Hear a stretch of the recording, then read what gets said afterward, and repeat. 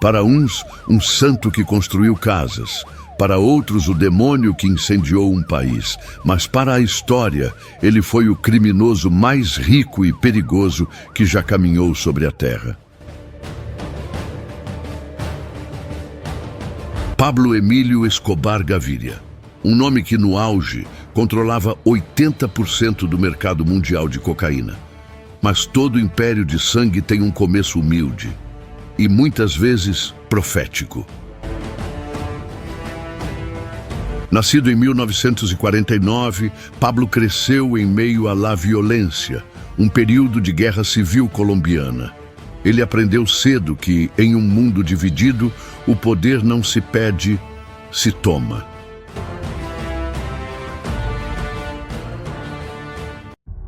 Dizem que ele começou roubando lápides para apagar os nomes e revendê-las.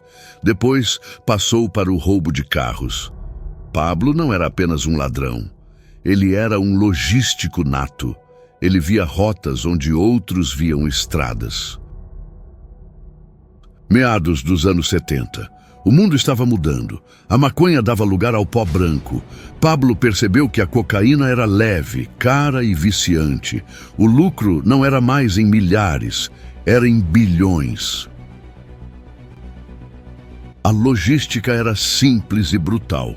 Aviões pequenos, pistas clandestinas no meio do nada e uma corrupção que chegava a todos os níveis do governo. O sistema plata ou plomo estava nascendo. Ou você aceitava o dinheiro ou aceitava a bala.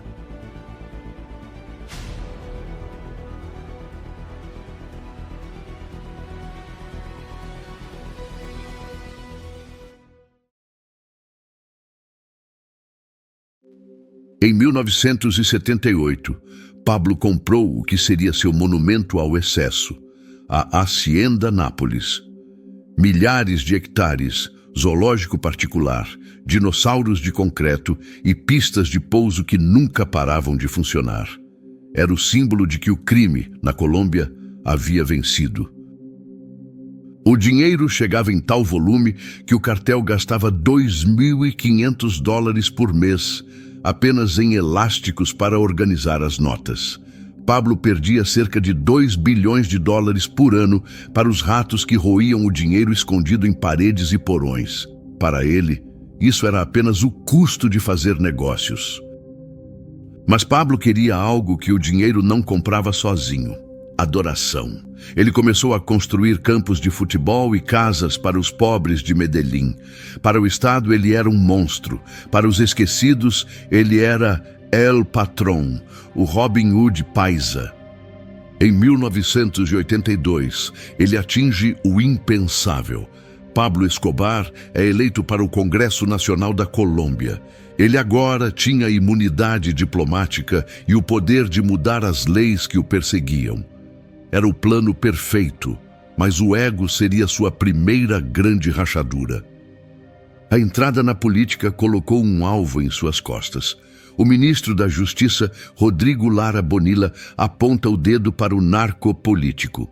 A máscara de Pablo começa a cair em rede nacional, e a resposta do cartel não seria com palavras, mas com sangue. –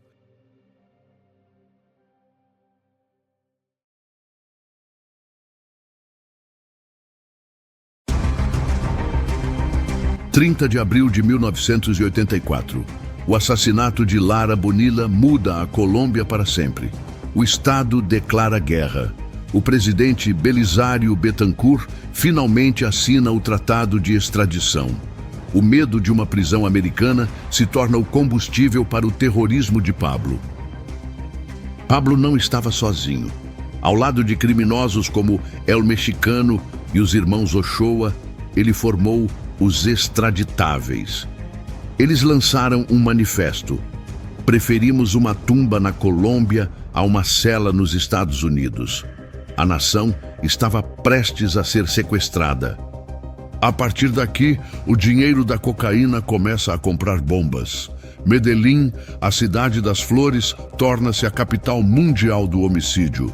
Cada policial morto tinha um preço estipulado por Pablo. A ordem era semear o caos para forçar o governo a desistir da extradição.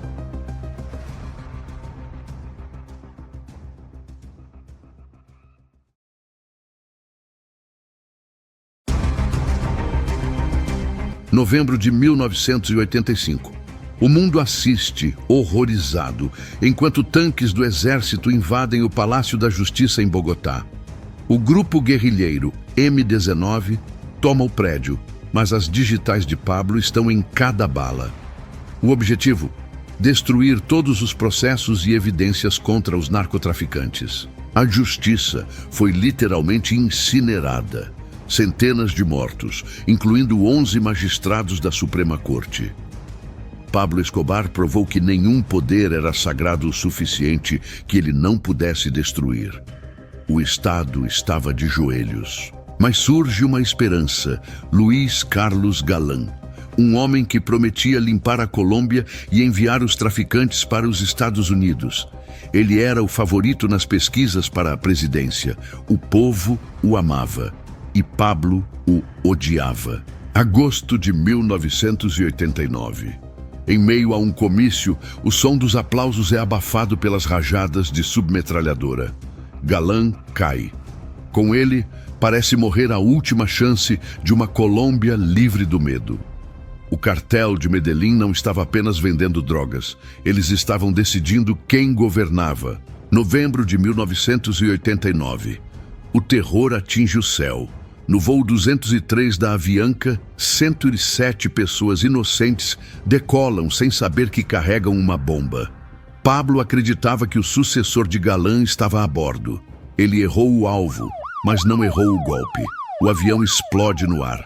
Não houve sobreviventes. Foi o ponto de não retorno. A partir desse momento, Pablo Escobar deixou de ser um criminoso comum para se tornar o inimigo público número 1 do planeta. A caçada humana mais cara da história estava prestes a começar.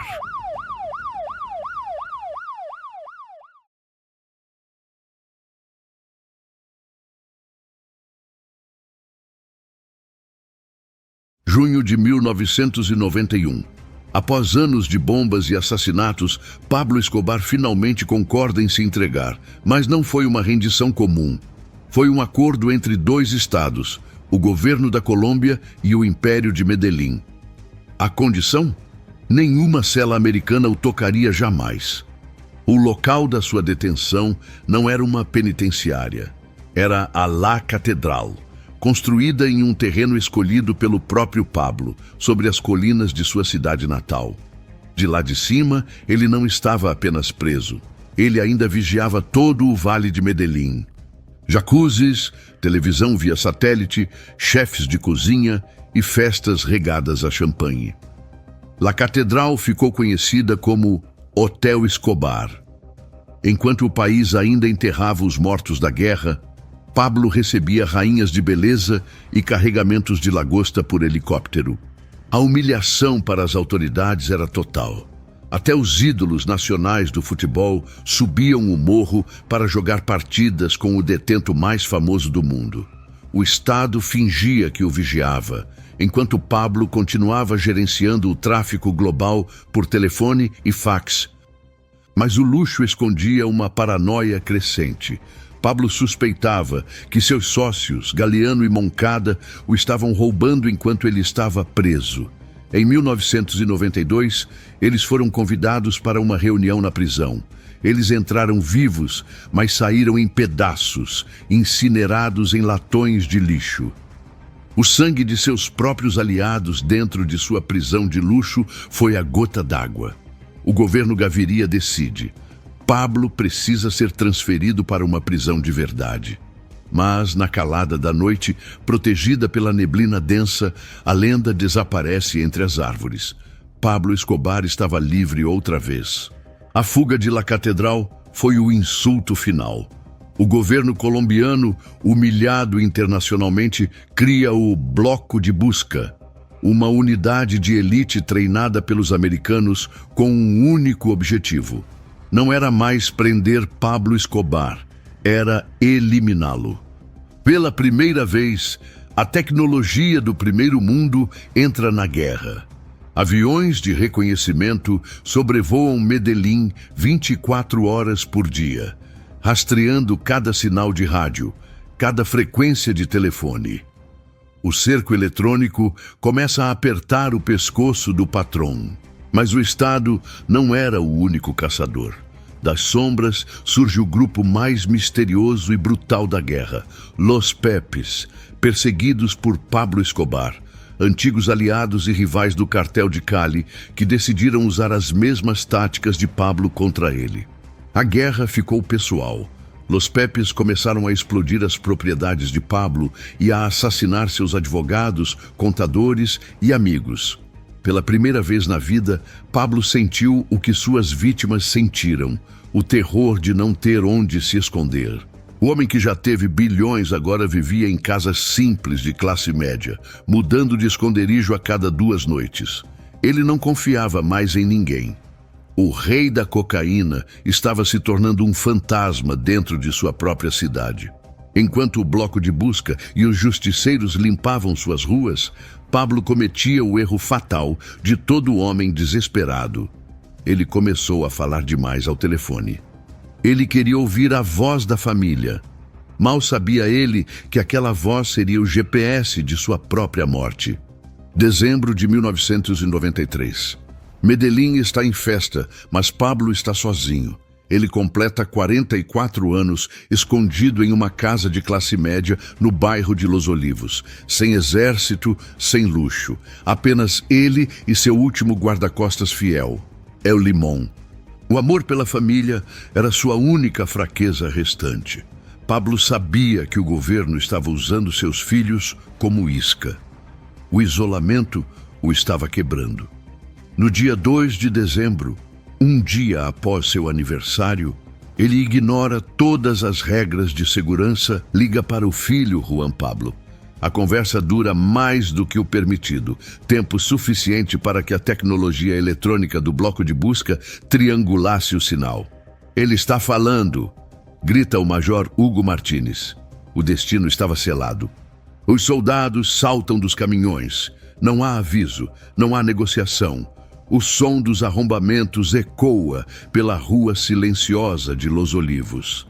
Pablo, de pés descalços e jeans, tenta sua última fuga pela janela dos fundos, subindo para o telhado. Uma chuva de balas atinge as telhas de cerâmica. Pablo cai. O homem que desafiou 2 nações, que acumulou 30 bilhões de dólares e causou a morte de milhares, termina sua jornada em um telhado sujo, com um tiro no ouvido. A caçada acabou. Os gritos de "Viva a Colômbia" ecoam pelo rádio da polícia. A notícia corre o mundo em minutos. O rei da cocaína está morto, mas enquanto o governo celebra, o bairro de Los Olivos se divide entre o alívio de uns e o choro silencioso de outros. O funeral de Pablo Escobar não foi o enterro de um criminoso comum. Milhares de pessoas lotaram as ruas de Medellín. Para muitos ali, não morria um terrorista, mas o homem que lhes deu um teto. O luto e o ódio caminhavam lado a lado em um país profundamente dividido. Mas a lição que ele deixou para o mundo permanece.